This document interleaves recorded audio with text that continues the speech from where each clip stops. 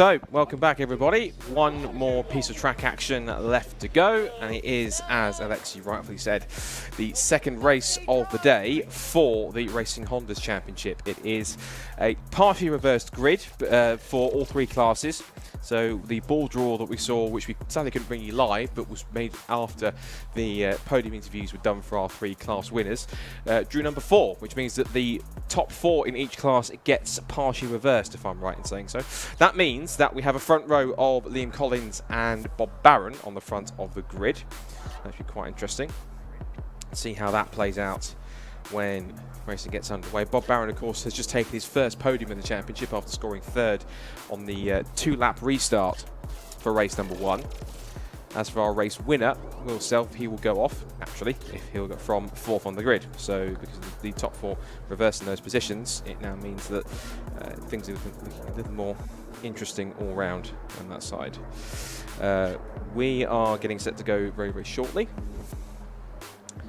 And this is going to be, I think, an interesting contest. Usually the partial reverse grids tend to be quite interesting, because you get some drivers a little bit out of position, and it means it makes it just a little bit more intriguing for the cars that are further back, that have been pushed back for the partial reverse grid a little further backwards. To confirm also, pole sitters in other classes as well. Sam Lintzner will be on pole for Class B. We'll go through the full grid in a second, which is on the screen now.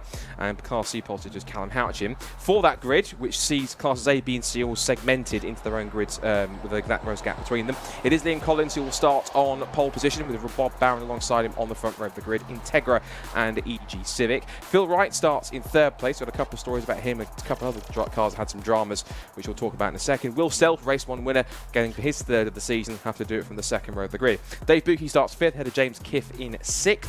And Tommy Knight should do better this time from 7th, but will try not to spin on the first lap, I'm sure. He's alongside the fellow EK racer of James Alford.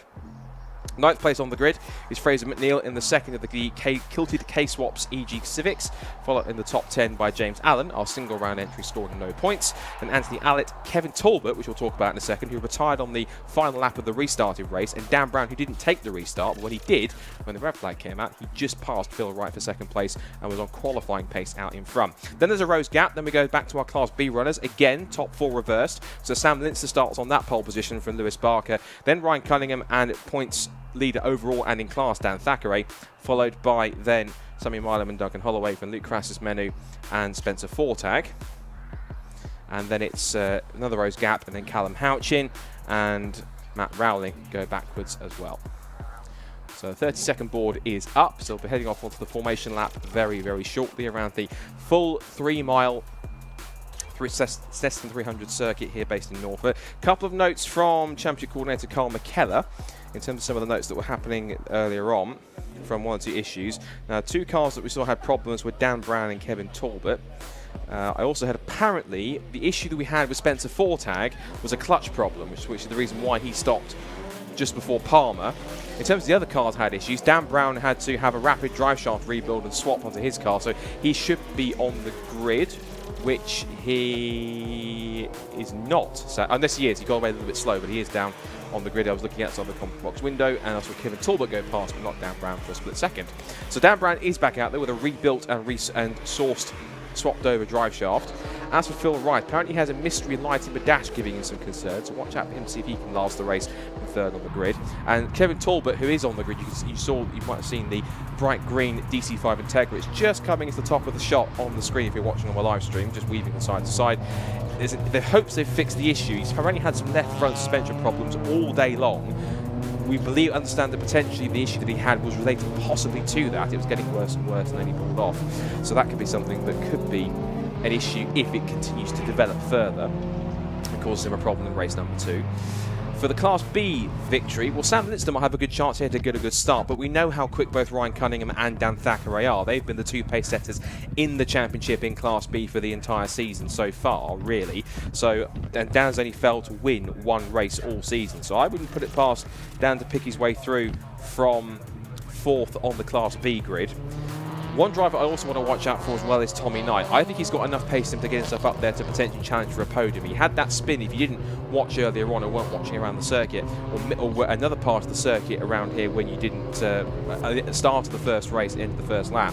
Tommy Knight went into Murray's, locked the rears and spun the car at Murray's corner, dropped right down to the back of the field, 23rd and last position. He was one of the cars to benefit from the red flag that we had, because he got a chance to really pick his way through and got himself quickly up from, I think it was 12th on the grid on the restart to 7th. So he now gets himself a bit of redemption to try and get through from row number 4. This is also a great opportunity for Bob Barron, because he has been on the front row before in a reverse grid race. At the very least, he was on pole for the first reverse grid race. That was race 2 at Cadwell Park, and he led for half the race until he made a mistake, just locking the rears right at the top of the circuit halfway into the race, and then from there he just lost positions and dropped down to the top 3. Now he has his first podium. That certainly will start to unlock the potential that he might well have to score more and more throughout the season, because they do say once you get you first, it almost tends to open the floodgates in theory. So Bob's going to try and get a good start. Now, he was put under pressure by Liam Collins throughout the entire race, the entirety of the restart. So what was becoming a battle for 4th place turned into a battle for the podium when Talbot pulled off with his mechanical issue right here at Brunton Nelson on the escape road when he went straight on. So whether Bob can get a better start, he is not necessarily on the racing line when you see restart, because pole position is on driver's right to the inside of the wall. Now, yes, racing line would dictate that you're on the left-hand side because the first corner is a right-hander at Ritchie's, but some drivers like to hug the pit wall to get the shortest possible run to the line at the end of a lap, which tends to be, particularly with time attack here, lots of rubber being laid down more to the inside rather than the outside of the circuit, because you're getting that tighter run, the shortest possible route to the line to get yourself a better lap time. So I wonder if Liam Collins might benefit from better rubber down on the right-hand side of the circuit, and I wonder if he might get a better start because of that. However, if Bob Barron can just grab the bite point of that clutch a little bit quicker and get himself off the line, I wouldn't put it past him trying to win a drag race down towards Ritchie's corner if he can manage it. Of course, the 2 cars behind are going to be ones that are a threat. Phil Wright in 3rd place, though he has a mystery warning light, which could be an issue. And Will Self from the outside of row 2 is also going to be a threat, as always. He was lapping a lightning getaway on both starts, and even led the both of them by at least about 1.5 seconds. So watch him pick his way through if he doesn't get stuck behind the 3 cars in front of him. Other cars to keep an eye on, just in front of Tommy Knight, the 2 white cars in 5th and 6th position, and all white cars for 3rd row, which is Dave Buke, who's doing really decent things in that number 51 EK Civic, and then James Kiff, who's only in his 2nd ever car meeting in his Honda Integra DC2. He's been really impressive, scoring all finishes inside the top 7. His best came at Brands Hatch Race 2 with a 5th position. Last couple of cars just coming into place in Class B towards the back, and also 2 cars to watch for obviously are going to be maybe 3 cars towards the back. Going to be James Allen starting 10th, Kevin Talbot starting 12th, and Dan Brown starting 13th. Dan Brown was on qualifying pace towards the end of the first part of that race. We'll see if he's got enough of that to continue. So remember, it's all calm and quiet until the VTEC kicks in. It's about to do so right now. 5-second board is up, and round 8 of the Racing Hondas Championship for 2025 at a much brighter Snetterton is all set to get underway. Is it going to be Collins or Barron who wins the sprint down towards turn 1? It's a clean start from the front row pair, but as expected, the second row pair get an even better launch. They're going to make it 3 abreast for second down towards Ritchie's. It's Collins to the inside line, but look at it, 3 wide. It's right on the inside. Barron in the middle now. It's 3 wide for the lead. They're going. Barron's caught to the middle and somehow gets squeezed out of it. He drops to 4th. He takes the safe option, slots in behind Self and Wright as they get down towards the Wilson hairpin, not Montreal for the first time, and it is Collins that leads. It's right in 2nd place, side by side for 3rd as Barron bumps his way through and elbows Wilson out wide to take 3rd place back again. It is Buki in 5th position who's held his place. Tommy Knight's got a decent start too. He's chasing after both Kiff and, in fact, no, he's 6th in fact, round the outside with Fraser McNeil to his inside. Not a great start for James Kiff. He's down to about 6th position, and also with great starts is that James Allen up to about 8th or 9th already. So from the back of the Class A grid, James Allen picking his way through quickly. In there too is somewhere James Orford. There's a lock-up mid-pack somewhere as well. I think that's from Lewis Barker in the Class B ranks. We'll see if we can take a look at what's happening in Class B off the start. It looks like as they pour their way through, is it Thackeray in the lead? No, I think it's still Sam Linton. There's a lock-up from Barron into Oggies for 2nd place. but holds on to the position and remains third. And now Will Self, who hasn't made the most of the start he was hoping for, back in fourth position and chasing after Bob Barron, who's a fellow EG Civic driver. We've got EKs at play in fifth position with Buki under threat from Tommy Knight. And now the Hondas charge down the back straight, the Bentley straight for the first time. DC2 Integra leads EP3 Civic, leads EG Civics third and fourth. Then it's the EK Civics fifth and sixth position. Out through Brundle, out through Nelson. Huge thump of the curve from Bob Barron. He is pushing on this opening lap to try and keep up with the leaders here. He wants another podium if he can manage it, but he knows the cars around him are very valuable. He looks like he got a bit of a shaky exit out of the bomb hole. Now this gives him a really tough task to try and defend from Will Self, who had a momentary look up the inside through into the entrance of Coram as he goes side by side for the lead. Right up the inside into Murray's corner, picks off the pass, goes round the outside at Coram, and into the lead he goes. Now Hass's backed up Liam Collins because he's lost a bit of pace. He might have lost the gear. Bob Barron has passed in second place. Will Self might get third. Top four together as they cross the line. It's side by side for third as Self goes to the outside. Collins holds the inside line. Who's brave enough under brakes and turning in? It's Self round the outside and takes third place. So in the space of literally 2 corners, Collins has lost 3 places. Self sideways over the dirt, being thrown up on the exit of Richie's corner, but he's chasing after the top 2. In the background, James Allen goes wheel to wheel with Kiff and Kevin Talbot down the outside. It then becomes from 3 wide to 2 by 2 into the hairpin at Wilson hairpin. And actually, in fact, it's Dan Brown, in fact. Brown's got past James Kiff, and he's also got past Fraser McNeil on the exit of Wilson hairpin on top of that, because James Allen is chasing after the 2 EK Civics in 6th and 7th place. Leaders down towards the Agostini hairpin for the second time. Another little lock up on the inside front from Barron. Should keep tabs with our Class B and C leaders. It is in Class B at the end of lap number 1. It is a lead for Sammy Linsner. Then it's Ryan Cunningham in second place. Thackeray not in the lead yet. He's up to third. And then it's Barker fourth, Milan fifth, Holloway in sixth, Crassus Menu, and Callum Houchin staying ahead of Matt Rowling at the end of lap number 1. So no real changes in leaders when it comes to, well, apart from the front runners in Class A, but no change in lead for Classes B and C from the grid. But it is now Phil Wright in the lead now in pole position. Little flick of the curb from Tommy Knight. He chases after Dave Buki. Now they make the sprint down the back straight. One couple of cars moving around to try and find Mateau somewhere. Just Phil Wright now becoming under pressure from these 2 EG Civics, and that is Fraser McNeil pulling up on the back straight. Fraser McNeil with an issue, and his car pulling up onto the edge of the road. I think he's parked it conveniently where it can be pushed back behind the barriers, so it might not be a yellow flag or a safety, or even a safety car. I don't think. They should be able to clear that pretty quickly, I hope. Looking up the inside for second place. Will Self is pushed in the issue. Barron gives him the space. He doesn't want to brave it out around the outside. You might get him back later on.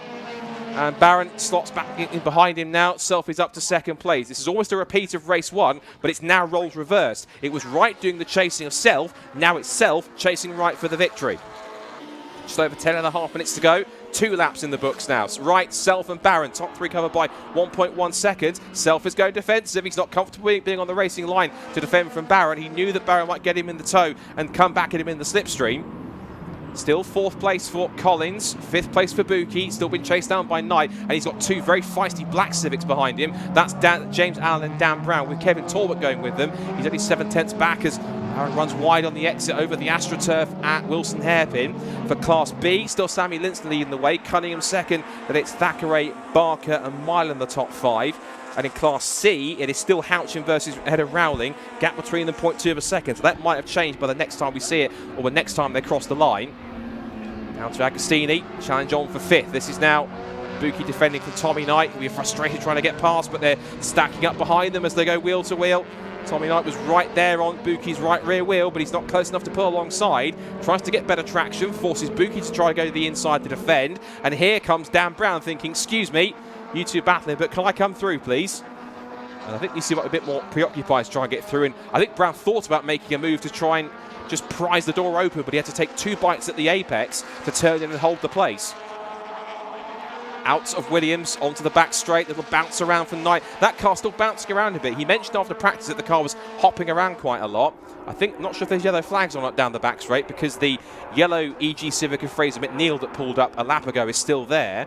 So they haven't pulled it back, but I wonder if they think it's in a safe enough position in the pits on the back straight. Couldn't see yellow flags, I'm not sure. I'm trying to see if there's anything on the cameras here that might give me an idea. Nothing that I can see, obviously. Battlefield is on. There's been a change as Dan Brown's got past Tommy Knight, so that must have been down the back straight. A little wiggle from Knight exiting Williams certainly favoured Brown's momentum, and now Brown's attacking to try and take a top 5 place from Dave Buki. But Dave won't give it up that easy. He's quite a character, but he's also a very feisty racer on top of that too. He will not let go of that 5th position unless Dan Brown prizes it prizes his hands off the steering wheel and takes it from him by force. End of lap number 3. Gap is now top 3 as Self is on the back end of Phil Wright. There's also nose to tail for 3rd between Barron and Collins. Now this 5-way dance between Dave Buki and Dave Brown. Brown had to look up the inside and thought about it. But Buki now going back to the inside to defend, and Knight's also not comfortable either. He's now got attack from both sides, from both James Allen and from Kevin Talbot. As down the inside, look at that. 3 of them getting past Buki in one go. That's incredible. Dan Brown opened the door into the hairpin. Tommy Knight followed him through. James Allen went to the outside to make it 3 cars passing in one corner. He might want to achieve it now up the inside into Palmer's. But again, Buki holds the outside line, doesn't give it up that easy. They're wheel to wheel on the exit of the corner. Looking on the cameras, we're looking at that fight for 3rd. Another small puff of smoke from Barron and Collins. Huge fight going on behind, thanks for the camera caught it. There goes Allen up the inside. Buki might have to capitulate and have no choice but to give him the place. And another place lost for Buki. It could be another one if he's not careful, because here comes Kevin Talbot looking back up the inside into Williams. And Hamilton, excuse me, and he almost makes it. Buki's on the grass. He puts 2 wheels on the grass, breaks the splitter on the EG Civic, the EK Civic. That'll hurt his downforce. But across the Dave, and what did I say? He doesn't give up a place that easy. He's a very feisty racer, is Dave Buki, and he doesn't let a position go unless he absolutely has to. And he defended that right one to the end, but he started a lap in 5th. He's down to 9th. So he's got all sorts to try and make up that, and the damage to the splitter as well, after running wide over the curb and the grass, won't be helping the handling either.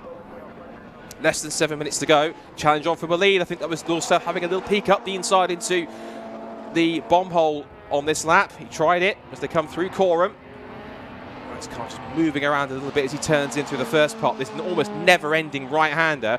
And this is a repeat of what we had in race 1, because Collins was on the back of Barron at the end of race 1, and it turned into the fight for 3rd position after Talbot retired on the final lap. Now Self is lining up right, I'm imagining, for a possible move here down the pit straight to try and challenge him for position. And these 2 here fighting for 3rd have got to be careful, because Dan Brown's coming along nicely in 5th position. Look at lap times. Last lap for Brown was a 2 minute 6.151, and he's lapping faster than everyone else in front. He was actually the personal best for him. The closest lap times are the cars in the lead in 2nd place.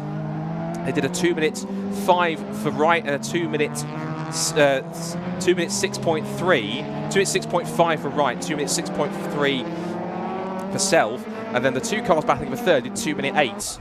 So certainly the cars behind are closing in, and what could be quite a titanic scrap for 3rd if the 3 cars that are charging along get their way. Down to Agostini, less than 6 minutes to go. Self is filling the mirrors of Phil right here, not giving him any space to relax whatsoever, using all the curb on the exit, all the road that's available to him, and Self is pushing like crazy. And there's 2 cars that have come together at the hairpin. One is Anthony Allett, the other one is Sammy Milam, and Milam gets away. Allett tried to, and it does eventually, but he's dropped behind a few of the Class B cars. There was a tangle between 2 of them then. Into the pit lane has come James Kiff behind me as well, so problems for the Integra. He won't score well, sadly, for this race, I'm afraid. As the fight for 3rd again turns its way through Williams, and now Collins now's got a real chance to sense a move here, but they've got to be careful, because Dan Brown might get a run on the pair of them if he gets close enough. Watch for that battle in the background for 3rd place. Here come the leaders into Brundle and Nelson.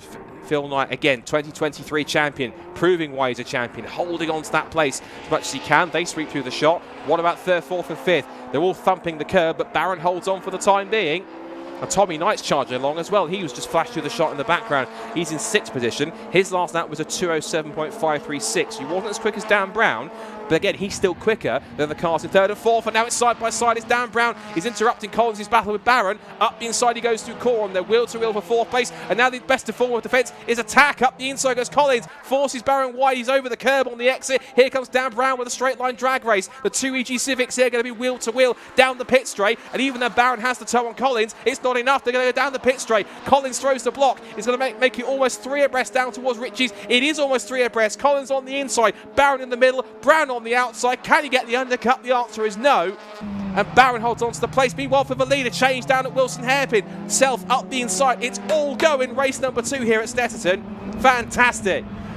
fight for the lead, fight for 3 or fight for 3rd place. Tommy Knight's charging along, so is Kevin Talbot. The cream rises to the top. We shouldn't forget Class B though.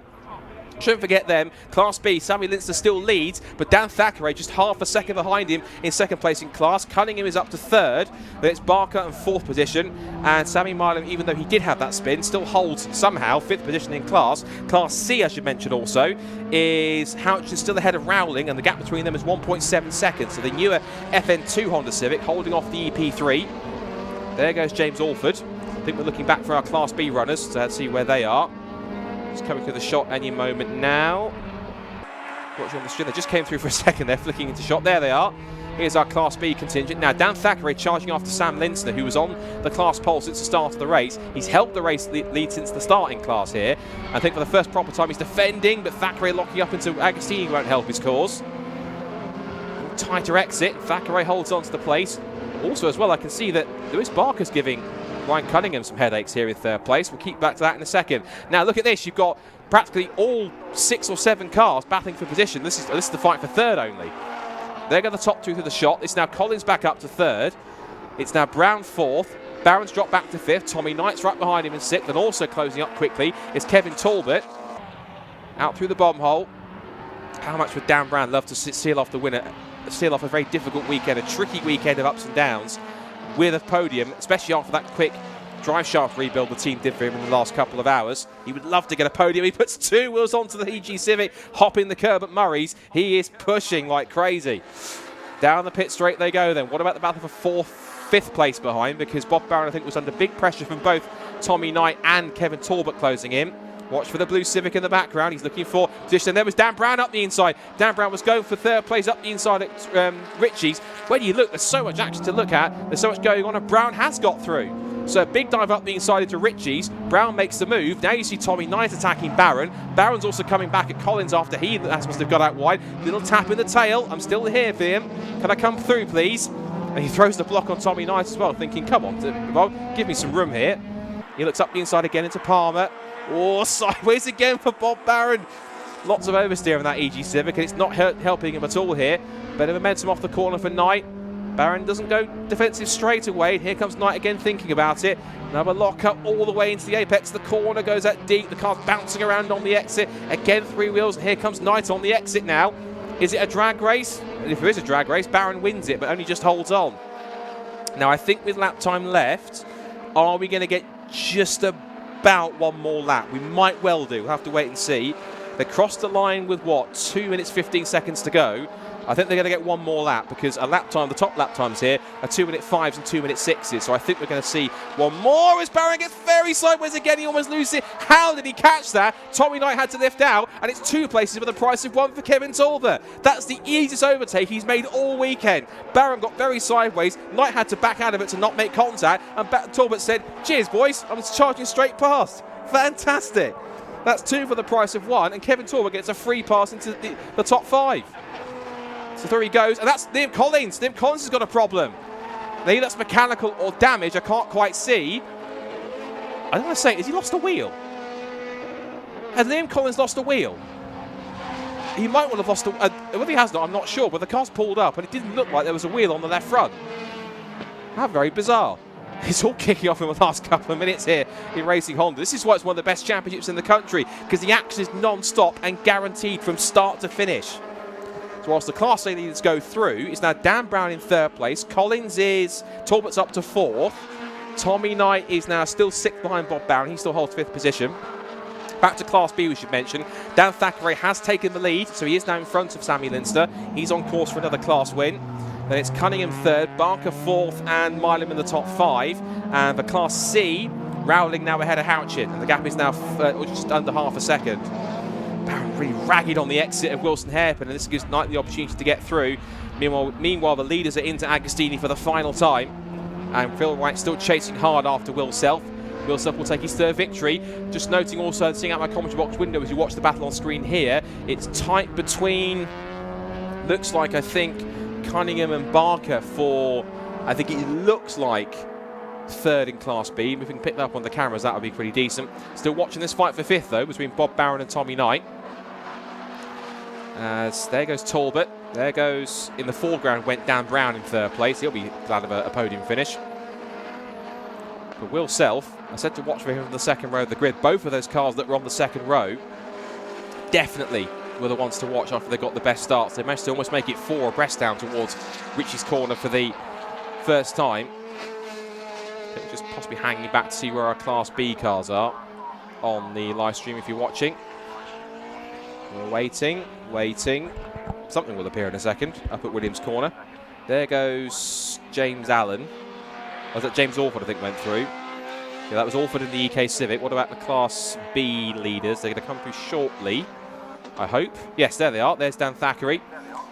So that was worth the wait. Dan Thackeray on course then to pick up another Class B victory. There goes Lintzner. Meanwhile, to the checkered flag. He waits for 1 victory after his first at Cadwell and 2 come along at once in 1 weekend. It's back to victory circle for Will Self, who takes race win number 3 of the season in round 8 of Racing Hondas 2025. It is second place for Phil Wright, and Dan Brown sets the fastest lap of the race and picks up a podium on his cameo appearance back in the championship. For 4th, it goes to Kevin Talbot. That's a bit of a reprieve after retiring. 5th for Bob Barron, 6th for Tommy Knight. And then James Allen, who scores no points, of course, comes home in 7th place. So those points instead will go to James Orford, who's just making his way out of Murray's now. So we'll see him come across the line in a few moments' time. And then we will see our Class B runners come to take the flag. Here comes Orford to pick up the 8th position, but it'll be 7th in terms of point scorers. There's a charge on for second as Cunningham could almost get second place on the run to a line here. It's going to be pretty close. Dan Thackeray will come to the checkered flag, and he will take another Class B victory. To a line for second place. Lintzner, Cunningham to a line. Who got it? It is Lintzner by 0.183 of a second. So Lintzner holds on for a second place finish. And in terms of results, I'm sure that's his best of the season. If I look at his results so far this season for Sammy Lintzner, he has so far, what's his best result? It is his best result. He took a pair of third places so far this season, 1 at Cadwell and 1 at Donington Park, but that's his best Class B result of the season. So P2 for Sammy Lintzner, 3rd for Ryan Cunningham. So yes, he has lost some points, but he's still 3rd place. He's got some damage control there. And then it was, in terms of class positions below that, 4th went to Lewis Barker and 5th went to Sammy Milam, despite the contact he had with Nicholas Hallett. And for Class C, it's Matt Rowling again victorious.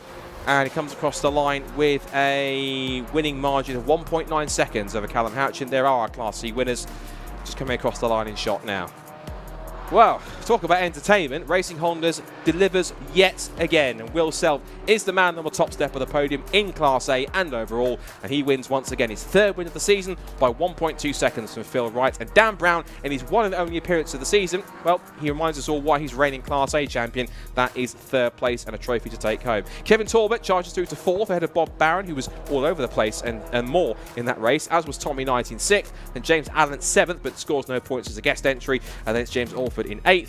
Then Class B saw Dan Thackeray take another winning class to hopefully extend his championship lead. Sam Lintzner with his best Class B result of the season with 2nd, but it's Ryan Cunningham, Lewis Barker and Sammy Milam after his contact with Anthony Allett in the top 5, and Duncan Holloway takes a top 6 in Class B, 14th overall.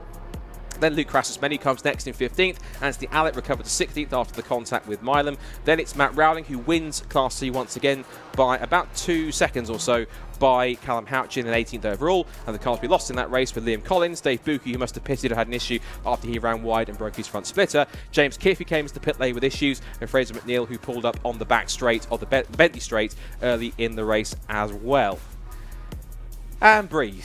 That was quite a day's racing for more ways than one, for so many reasons for the Racing Hondas. And that, incredibly, is the first half of the season done. There is still 4 more meetings left to go in the championship. The next one is coming up at Alton Park, and that's coming up next month in August in just a couple of weeks' time. That is coming up, look at the calendar, 25th of August, rounds 9 and 10. Then we have a double header of meetings in September, the first of which is going to be rounds 11 and 12 back at Brands Hatch for a second visit to Kent. Then we go to rounds 13 and 14 on the 27th of September. That's across the border into Knockhill in Fife in Scotland. So certainly there's going to be plenty of home support for the Kilty K-Swaps drivers. And then the final round of the season for rounds 15 and 16 see us back here in October on the 200 layout at Snetterton to settle, if it hasn't been done already, our class and overall champions in the 2025 Racing Hondas Championship.